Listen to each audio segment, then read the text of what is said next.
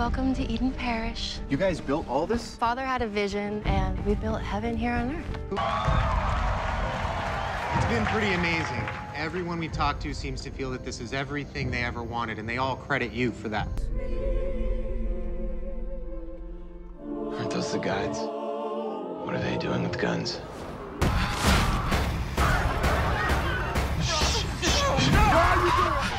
Take it. Take it. Take it. Fix me, Jesus, fix me. So glad that you guys are in this film together, because seeing the cast, everyone's worked together previously on your next and Sun Don't Shine with Amy.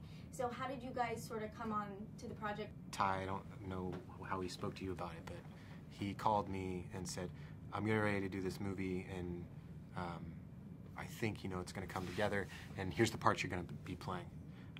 That's really how it works. I would never need to be pitched on a movie with Ty. I would just need the phone call saying, you know, get your butt down here. We're going to shoot this then. Mm-hmm. And knowing that this go around, Joe and I got to be less antagonistic with each other, and I got to spend the majority of the movie collaborating again with Joe was, you know, it's a no-brainer.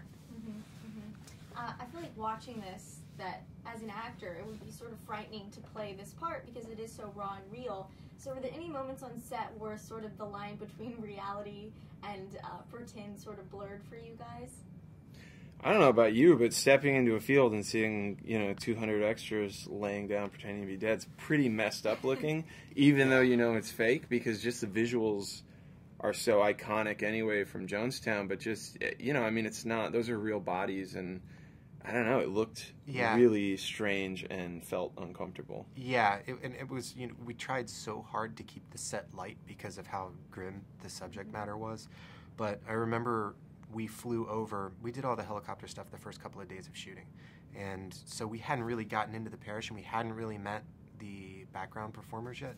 And so the first time that I really saw it was when we flew up in the helicopter, and all of a sudden there's all of these bodies on the ground. And you know those are real people. And then later on, getting down there and walking through it all, you know, by this time you've met them, and there are kids there, and there's families there that are, you know, when you're doing what's technically considered extra work, you're not really getting paid very well. You're working long hours. A hurricane had just blown through where you're shooting, so there was a lot. It had to look like a jungle, but it was freezing for the second half of that shoot. When they were all dead, it was, you know, barely above freezing outside, and they're in t-shirts and shorts. So you're also seeing a human being that seems like a kind human being. Yeah, yeah, covered in funk. Yeah. Gosh.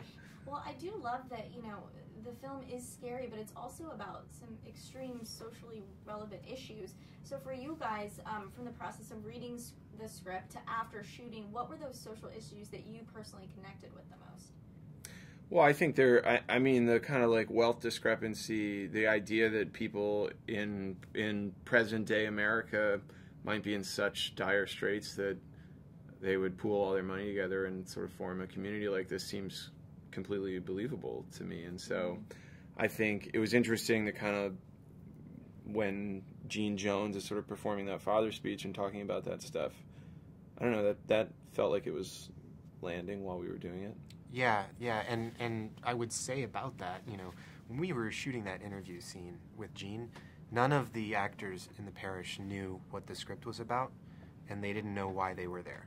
They just knew that this guy was a pastor, and so it was very strange to see them so electrically charged and being that way all night and so fully buying in, that it was a weird life mirroring art thing, because they didn't know what they were cheering for, but they were all in.